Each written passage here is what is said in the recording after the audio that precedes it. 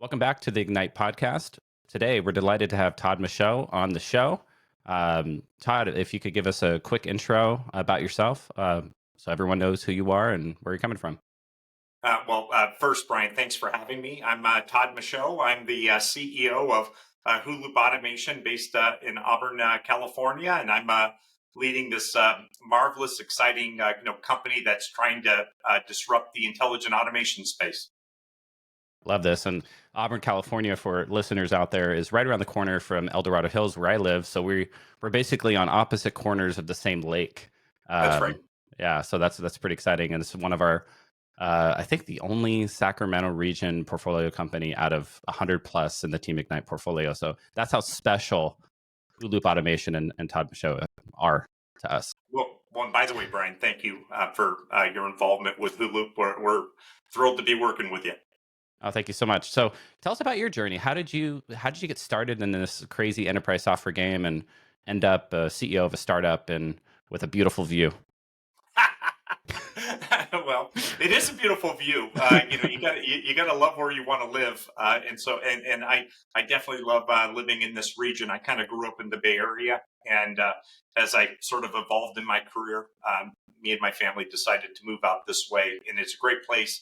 One, to live, and two, to lead a fast-growing innovation company. As you can probably tell, I'm not the typical founder. I'm a little bit older, probably even more experienced. I used to have a full head of hair. I think that's a mischaracterization of founders, right? Because I think so.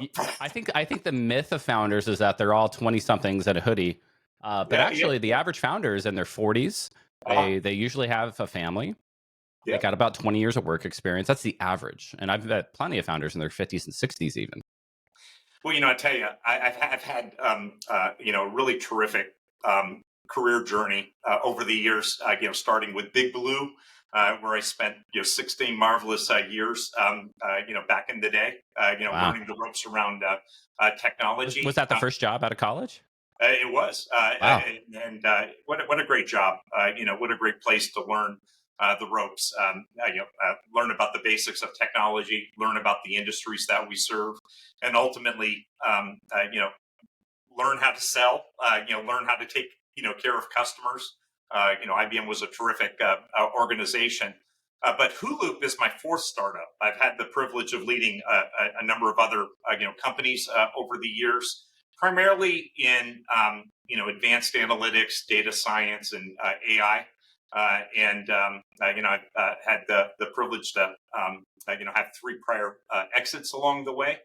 But of everything that I've done, HuLoop is the thing that I'm most excited about because it has the potential to be so transformative for the enterprises that we serve. So for the audience, tell us what HuLoop does and how you got involved. What's the origin story there? Yeah. So HuLoop is a next generation AI powered intelligent automation platform. And so we're building on the shoulders of really some terrific, organizations that came into the space before us, like UiPath and Automation Anywhere, that were pioneers in automation with robotic process automation. Our idea is that we're bringing a broader, more comprehensive array of unified automation capabilities to help organizations of all sizes, and we're democratizing the user community that can benefit from intelligent automation. Until now, you generally had to be an expert, maybe a software engineer, maybe you had a dependency on consultants. And what we're trying to do is empower non-technical business people with an array of advanced capabilities, simply with a simple, beautiful user experience and a no-code platform. I got involved in this last year in 2022 when we formed the company. This was a product that was originally a part of another local company that was well invested in. We carved it out, and formed an independent software business last year. And gosh, it's been going gangbusters. When it was part of the other company, that was a large, well-respected global systems integration company. that focused primarily on managed services and delivering services-based solutions to their clients.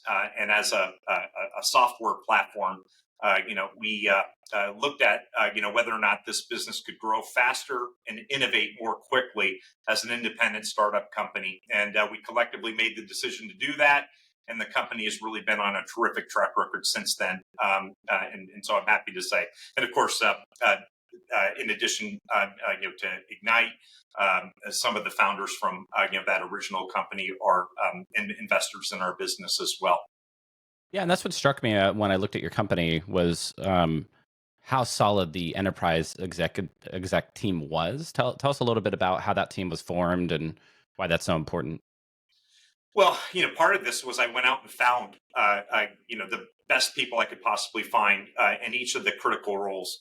And I wanted people that had prior software experience, expertise around, AI or data science, and people that had, prior expertise at building companies of value, and maybe even seen, successful exits along the way. So I went out and recruited, a really marvelous chief product and technology officer, chief customer officer. I worked with a chief financial officer that I had previously worked with at another a successful startup, and we built the foundation of the core team. Now the team is approaching, I guess, 35, almost 40 people between here in California and a development center in the Delhi, India area. And it's really been fun and exciting journey, and we put together a team that I'm proud to be affiliated with. Yeah, that's amazing. So tell me about some of the challenges. I mean, you and I are sitting out here in the Sacramento region. You're kind of a remote CEO, remote founder. Tell us about some of those challenges. I mean, I can speak from my experience. You're one of the only founders I've actually had lunch with. You're like, hey, I'm local. Let's go have lunch. So, tip to founders out there. If you want to get a check from Team Ignite, you might want to drive out to El Dorado Hills and offer to take me out to lunch. Well, I can't remember who paid for the lunch, but I think I you think we might have. split it. I think honestly, I think we're like, hey, we'll just split it. Well, But yeah, first, I'll mention. Actually, I like having that level of interaction, regular interaction with our investors. We're trying to surround our company with smart people, whether they're the team inside the business, our advisors, and certainly our investors. And we're blessed to have some really terrific investors that believe in our vision, that are helping us to build something, special here. But just to your other point, Sacramento is one of the most amazing places to build an innovation company. Now, why is that? What just like you and maybe just like me, I spent most of my career in the Bay Area. We move here as a quality of life choice right. for better schools, Were more you before affordable. COVID or? Oh yeah, definitely Yeah, before COVID. yeah, And although, just to your point, there's been such an influx of people from right. the Bay Area as remote work became, more predominant over the past few years that are choosing to live in this area. And what's amazing is the talent here is really a high standard, and of course, it doesn't have quite the risk or the churn that happens in those higher density technical areas like the Bay Yeah, Area. there's always a LinkedIn recruiter trying to recruit the rock star marketer, salesperson, product manager, what have you. And it's so easy in the Bay to be like, yeah, Easy. I was here for 18 months. I'll just move on and get a title bump or a pay bump. But here in Sacramento, like, you might stick it out for a little bit because you're not Yeah, sure yeah. where the next job's coming from. Well, I think there's lots of jobs out there, so Yeah, I want people to know it's a vibrant, yeah, economic area. But what makes it, I think, unique is if you're a tech professional who's chosen, to move out this way for quality of living, whether you're software engineer, professional services type, or what have you. There's this really vibrant ecosystem here of technology talent that we're able to draw from, and it's yearning for locally based innovation yeah, companies. And so now, of course, in today's world, anyone can work for anybody anywhere. yeah, But if you're going to do that, isn't it nice to be able to work for a business that is local to you, that you can get behind its mission and have pride and elevate your career over time as this business matures, and that's what I think we're offering. Our local talent, and believe me, we're working really hard to make sure that the very best local talent is attracted to join our fight here at HuLoop. And there's a lot of really great people to choose from. Yeah, and I think to your point, you have this influx of talent moving out from the Bay. These are really talented professionals, usually in their 30s and 40s. Maybe Yep, they just started a family. They got 10, 20 years experience. Now they want to live here and that's right. potentially work here or work hybrid. Yeah, Yep, and so I think it's creating a nucleus a it bit. is. Yeah. It is, and we have an office here in Auburn, and we bring our team here regularly to make sure that we've got strong communications and shared cognition, mission alignment, Yeah. whatever you like to call it. How many Right? people are in Auburn? There's about 12 of us here in Really? California, and then the Yeah. balance is in India. Okay, great. So Yeah, tell back to HuLoop. Let's talk about how UiPath kind of set the stage, and that's the big unicorn. I think they were backed sure. by Microsoft. I worked with them on their marketplace strategy when I was at Microsoft, so I'm pretty familiar with them at Yep. all the exec team and stuff like that. Yes. How does HuLoop come in, and it's kind of the next gen? You kind of threw out that buzzword. How Yes. is it Yes. next gen, and how does it differentiate from this, like, the incumbent? That's kind of the probably the market leader. Yeah. And how do you come in, 5, 10 years later and disrupt them? Well, so first, let's acknowledge that they're an amazing company. I think that they were the second most valuable IPO, and you don't, do that without building a great business. And so, kudos to them for leading this first generation of intelligent automation with their capabilities. And that first generation, Brian, was largely robotic process automation centered. And so, if you were an enterprise over the last 5 to 10 years and you were going to apply automation to your business processes, you would have gone out and hired a company like UiPath that was RPA centric. But shortly after embarking on your automation journey, you would have quickly realized that you had other needs beyond RPA. You had the need for workflow orchestration or business process automation, maybe processor task mining, a variety of things that ended up at the time being the purview of third parties. And so, if you were an enterprise doing automation, you had to stitch technology together. That ended up becoming a lot more complex, costly, and slower than expected, resulting in slower adoption across the enterprise. So, what's a second generation company? A second generation company, HuLoop, is really a first of its kind enterprise automation player where all of the core components necessary for a robust arsenal of automation capabilities are built on a single modern platform. And so we're not stitching together third parties. We're essentially delivering something that was built from the ground up to support advanced capabilities like document processing, platform as a service, integration with virtually any technology out there, whether we're talking about web-based, desktop-based, mobile, even old-fashioned green screens. Those things are still out there in the enterprise. Now, what's happened is with unified automation, all of a sudden, what was exclusively the purview of top tier organizations, the largest of the large, had teams, had investment capital, etc. Now, all of a sudden, is becoming available to small and medium sized businesses, as well, that don't have the large army of people and the large capital, to invest. And so, when we talk about being a second generation, we're liberating the capabilities of automation, sort of leveling the playing field, so regional players can compete with their largest adversaries with even more compelling solutions. And we're making it non-technical business people that may be process owners or leaders in a particular function, are able to essentially create their own automation capabilities rather than again having a dependency on an expensive consulting Yeah. firm or a large army of people So it sounds like in house. UiPath was very powerful, but you needed to be highly skilled and technical to implement it properly. And Yes. HuLoop is this next gen using AI and better software to basically automate the same kinds of workflows without all the kind of technical expertise. It's almost like no code AI powered automation. That's exactly right. I think you nailed it. And again, it's got to be so simple that anybody can do it. Anybody can learn it. Anybody can use it, and it can be done. We use the term radically simple, fast, and affordable.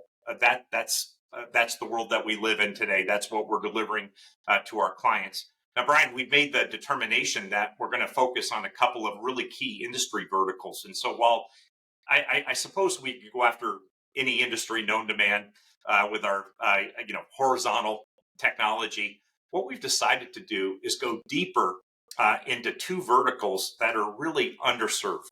So vertical number one is financial services, and this includes banks, credit unions, and adjacencies where they have a high need for digital transformation and low penetration by automation solution providers, particularly with SMB organizations. And then the second vertical that we're really honing a focus on is what we're calling consumer commerce. Think of these as industries like retail, wholesale, and CPG that serve consumers. And we're trying to provide deeper expertise in those industry verticals, particularly around automations that can be needle movers. How can I help that organization with top line and bottom line contribution rather than just back office functionality? And so we think that that's another way that we'll distinguish ourselves in the market is by bringing industry domain expertise to the table as well. It's interesting. And is that informed by sort of some of your learnings at Demand Tech, Revionics? Talk about kind of, how those experience shaped kind of the present.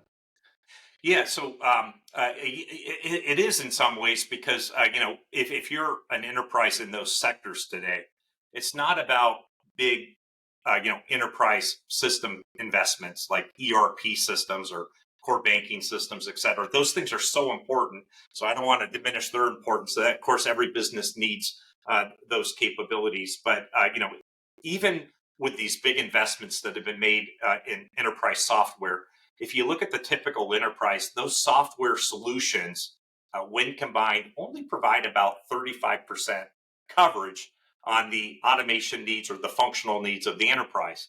So that means that 65% is happening manually in email, in instant messaging, in documents like Excel.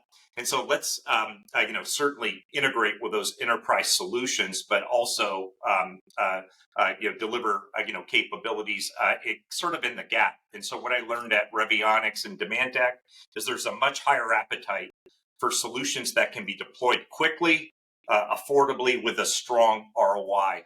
And that's where most enterprises are preferring to spend, their IT capital, their IT resources is quick wins, strong ROI.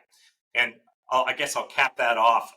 Both Revionics and Demand Tech had amazing ROIs, just in terms of what they did, but not more so than HuLoop. And so as we look at the work that we do for some of our clients, I often summarize it this way. Typically, for every dollar a client is paying us, we'll produce $20 worth of financial ROI per year. That's a pretty damn good ROI. That's amazing. As your financial advisor, as your investor, I'm saying you're not capturing enough value there. I need to raise my prices. You would think that Probably. Since I've run a couple of pricing companies, I would know that already. That maybe the market will bear more. But at this point, it really is about securing new customers, landing, and then expanding. Right. We're sort of casting a wider net in those industry verticals, and so we're pricing our solution very strategically. But you're right, growth and capture. Yeah, that makes sense at your stage. But you're right, though. I'm admitting I'm leaving money on the table. No, later. I mean, you start turning the dial as you get people locked in. It sounds terrible, but that's what it is, enterprise software, right? Well, but there won't be any question about the value that we're contributing, right? Yeah, it's we're saving you guys X number of labor hours, which kind of feeds into the future work question, right? What do you think? How do you think this plays out over the next 5 or 10 years? Do you feel like, there was one study I heard on Planet Money where They implemented AI solutions like this, and it didn't make the top performers any better, but it made the bottom performers perform like top performers, which is really interesting Oh, because that's an software for the interesting last conclusion. 30, 40 years has basically made the rich richer. Let's be honest. It made the high performers, star performers, and created this kind of almost income inequality, right? Where people that Yes. create these big software companies make billions of dollars, and everybody else is just kind of left behind. But maybe AI is kind of turning the tide there. Maybe I'm leading the witness a little bit, but I yeah, think it's a great question, and so let's start with what's the biggest problem that exists with enterprises today? They have people problems, and when you think about the backdrop, uh, labor costs are rising. That's payroll and benefits. Most enterprises are doing some form of cost cutting or cost optimization around their resources, and even still, particularly around key talent, it's with this low unemployment rate, it is so difficult to get the talent that you need. Now, while all of these things are happening, with the people that you have within your business, would it surprise you to hear that probably 30% of their time, of their existing capacity, employee capacity, is spent doing repetitive, mundane, tedious work that could easily be automated? Now, they hate that work. They don't want to do it. right. And the companies don't want other people forced to do it. And so when you think about, well, what's the future of work look like? First, let's liberate productivity that is locked in the trappings of age old processes that haven't been modernized. Two, let's realize that there's a role for both humans and AI led automation. Humans are better than AI at certain things. They have emotional IQ. So we call our company HuLoop, Human in the Loop Intelligent Automation, because our whole mission is to harmonize, optimize how humans and AI powered automation can work together for better outcomes. And so I guess I would say we're not big believers that humans are going away. There's this mid stage where we feel like human work can be optimized, and it's a win-win. So when I say win-win, the company saves money, the company gets greater productivity, bottom line contributions, great. But what's in it for the employee, the end user? The end user is doing more valuable work. They're using their brain. They're more engaged. And ultimately, if you can have happier people, doing more productive work while the company is running leaner and meaner, man, that's a pretty good Yeah, value proposition. And so that's what we're focused on when we think of the future of work. It's right. let's bring the benefits of both human emotional IQ, human cognitive capabilities with our AI powered automation. Yeah, I love that. So let's talk about your transition from IBM. What did you do there for 16 years? That's a long time. And how did that lead you to be an entrepreneur and CEO? I was, second generation IBMer, and I sort of grew my career, in sales and marketing over the Yeah. years, with kind of, increasing responsibilities over the years. Um, but what I would say more than anything else is that my time at IBM, the training that I got from IBM, really opened my mind to the complexities that enterprises face, regardless of their industry, in bringing new technology in and ensuring that we get the outcomes that we expect. And when I left IBM back in 2000 for my first startup, I never looked back. It was so fun and liberating, to be able to have kind of that close loop Yeah. between a decision that we would make and then ultimately the benefits or consequences. And so while I loved IBM, I thought I was going to spend my whole career there. When I left IBM for my first entrepreneurial experience, I I became hooked, and working at small, agile, accountable businesses is so much more fun. And of course, that business, we built up a great business, and ultimately we sold it. About 5 years later Oh, wow. to a publicly traded company called Retalix, and it just what a great journey. And I attribute a lot of what I learned about interacting with clients, persuading them, to take steps that are in their best interest from my time at Big Blue still today. That's amazing. What was that like to leave the cocoon after 16 years? What was that decision-making process, and what was the opportunity? I'm assuming you're Well, running to something, not running away from something. so exactly. I was running to the opportunity to lead a software company, a software company So you that step was. right into the CEO role at this company. I was the president of it, and Wow. I sort of led the day to day operations of the company at its formation, and there were other working partners. And I guess just to your question, um, uh, I sort of touched on it a moment ago, but when you go from Big Blue, where there's armies of people need Yeah. to talk to legal counsel, go talk to those people. You need HR professionals, go talk to them. You got an IT problem, go talk to them.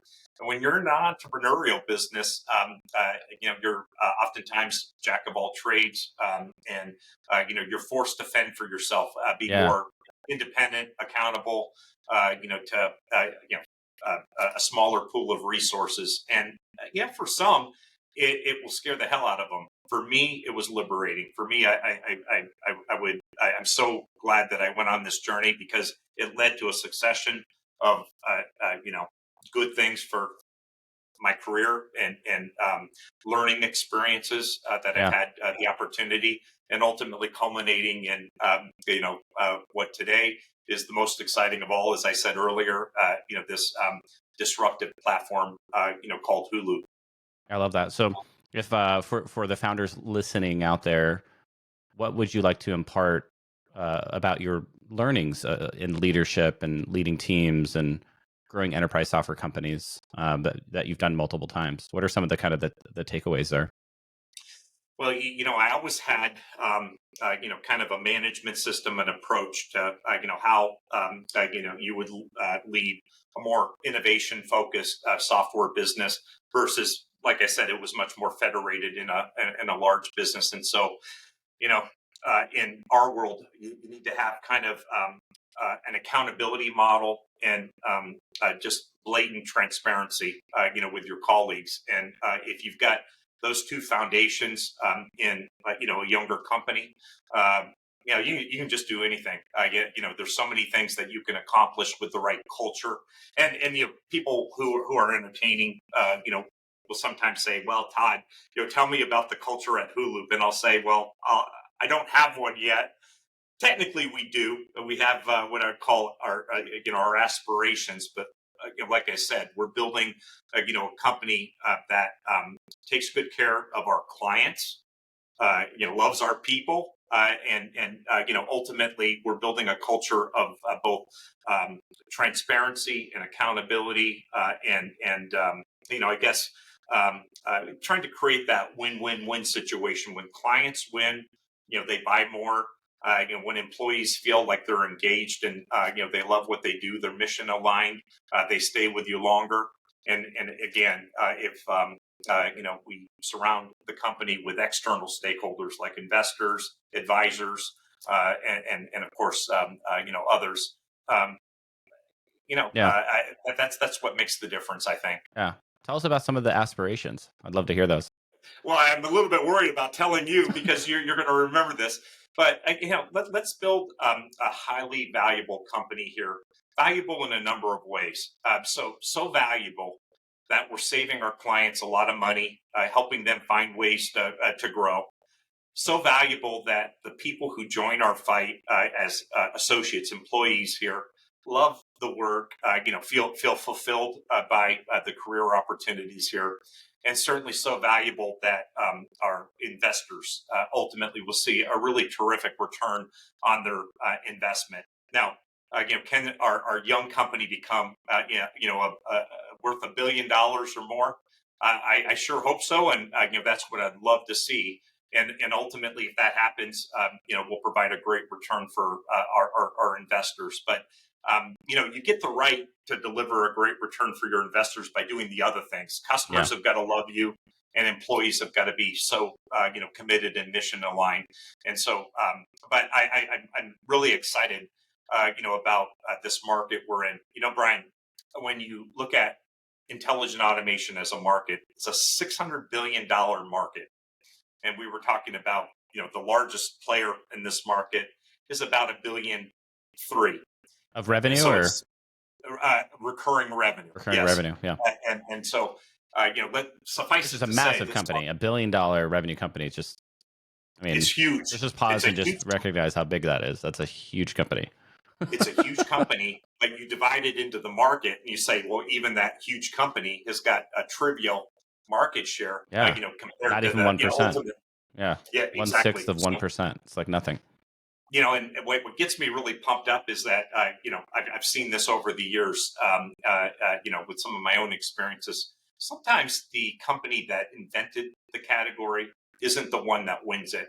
It's, a young insurgent that comes around with better ideas, better techniques, Yeah, I mean, etc. you got your Google to Lycos and Alta Vista. You got your Facebook to MySpace and Friendster, Yes, and exactly. many more examples of that. I'm hopeful, aspirational, to use your term, that we can win the market, in the years ahead. And it's going to be a tall order, just because we've got some amazing adversaries. Let's not sell them short. They're smart people, and so we're going to have to be at our best. And I think anybody who's trying to disrupt the market needs to respect those that sort of created the market in the first place, and we certainly do. There's a lot that we can learn from those that came before us. Yeah. What to do and what not to do, right? We just had John Yankee from Tackle, longtime partner of mine. I worked with at AWS and Azure, and we were talking about channel strategy Yeah. for enterprise software companies and what's kind of the right juncture or milestone. You've been around the block, for decades in this space. What do you for HuLoop and for general just enterprise software companies? When do you feel like is the right time to open up a channel strategy? Well, so we opened up one to begin with. The company that we carved out of is still today a technology partner to us. And we expect probably about almost half, 40% of our revenue will come from business partners. Now, again, what we're doing for the benefit of our customers may differ from our partners. And so, we're building a software company, we're empowering our clients, and many prefer to provision a tool like ours, and then take it in house and leverage it. In some cases, enterprises will want to do business transformation around a tool like ours, automation as a service. And so, the way that we're thinking about our partner strategy is that they'll have the capacity, the expertise around change management, adoption, and other factors to stick with a customer over the long term around those hard conversations, inside the organization. And so, part of our, um, thesis around partners is, let's find partners that have industry domain expertise and can augment, the amazing technology that we're building. Let us focus on innovation. Let us focus on, bettering, the software product. And then, when it comes to, surrounding ourselves with smart people, something I mentioned earlier, our partner ecosystem, is really, going to help those clients that have the need for talent to augment their own internal teams. And so far, that's working really well. So we're giving different options to clients based upon their unique needs. And I'm hoping to attract more partners that see the benefits that we can bring to the table. So I'm a car guy, so I'd be remiss if I didn't mention the cars behind your left shoulder there. Tell us about the cars. I see the C8 Corvette. What else do I see over there? They're all Corvettes, and Oh, so really? I've been a long time, been a long time Corvette guy. And so, as I got, by the way, I'm Corvette-less right now. After all, I'm running an early stage startup, and Right. so, you should probably want me taking the bus wherever I go. It's not quite like that, but over many years, I've always loved Corvettes, and always had That's amazing. every couple of years. Have you driven the new C8? Yeah, the white one was a C8. Yeah. I'd love to get another one here in the near future. A Z06, Ooh, yeah. C8. That'll be my. I've had a number of Z06s, which are the performance version, Yeah. as you probably Yeah. know. And they're just becoming available now. But it's been hard to, They're hard to get. Yeah. What are they going for? 120, something like that?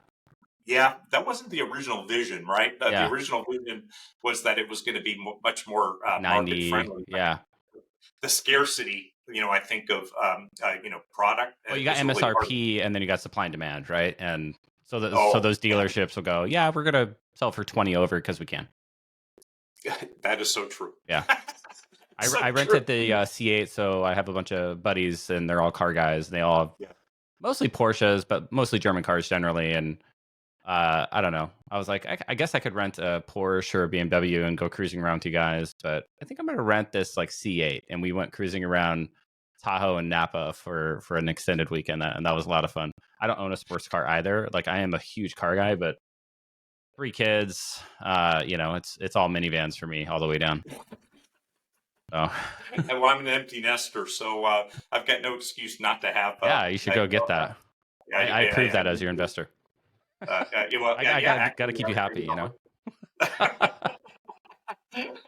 know. As I was hiring people over the years, particularly when I was hiring salespeople, I would encourage them, "Hey, man, what's your favorite car?" And I'd say, "I love a Mustang," or "I love this." Go buy it, man. Go buy it. Yeah, life is Because I short. wanted, I wanted them to be super hungry. So maybe I should just take your, advice and go buy something, so I'm even more hungry to. Yeah, to grow the you gotta business, enjoy right? life a little bit too. I did this in college. I went into probably way too much debt to buy a bunch of useless automobiles, and then modify them with various performance enhancing parts. And yeah, I wasted a lot of money in my early 20s doing that, but I don't regret it. It was a fun Oh thing to no. do. No, those are the memories, memory makers, Yeah, right? Why not?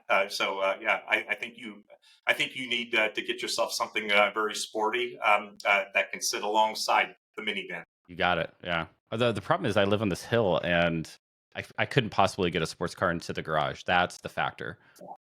Even we had a super BRZ track car. My brother-in-law and I, we split the cost of it, and we take it up to Thunder Hill. And even that, which is not a very low, long, nosed car, would scrape on my driveway. So I was like, okay, I'm just gonna have to wait until I move. It's funny that you say that. One of the things I loved about the latest Corvette was there was a button you could push, and it was a Oh, lift. And so getting into my driveway, I had the same problem. Even coming into my office building, anything that was kind of a low profile was a problem, and it would scrape. And so you'd push the button, it would elevate, oh, that's and cool. then you would say, "Remember this spot." And so every day I'd pull into the office and Oh, it would wow. lift, and then Didn't think of it that. would. Yeah, Yeah, it's kind of a cool feature. I yeah, didn't have it on my previous Corvettes until that this latest one, but I thought, okay, that's worth it. Whatever the little yeah. nugget is on the window sticker, that's worth it.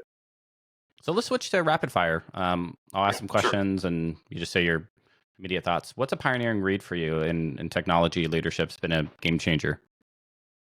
Well, there's some classics that I enjoy quite a bit. I've been influenced over my career by Crossing the Chasm by Jeffrey Comes up every Moore, and podcast, by the way. exactly. That and the Innovator's Dilemma. It's those two for sure. Yeah, and now as someone that kind of grew up professionally in sales, I love anything that was written by Zig Ziglar. Oh yeah, yeah. I just learned so I love to much. hear him speak back in the day because I sold. Exactly. That was like my first career with sales from when I was like 16 to probably Does that sound Zig until I got Ziglar? to Wall Street, really, and even after Wall Street, I was working in commercial real estate, which is sales technically. Well, Until those are good ones yeah, for sure. I mean, I love because it is about shaping and persuading people yeah, to do what's in their best interest, and whether it's pots and pans or yeah. automation software or something else. There's really I love technique. that. Yeah. Zig So Ziglar. I haven't heard that maybe name in a long time. That was great. Like Brian Tracy. yeah, Yeah, yeah, that was yeah, the other guy that was kind of in that. yeah. Um, what's your go-to productivity tool or hack to help you manage running an early stage, high growth startup?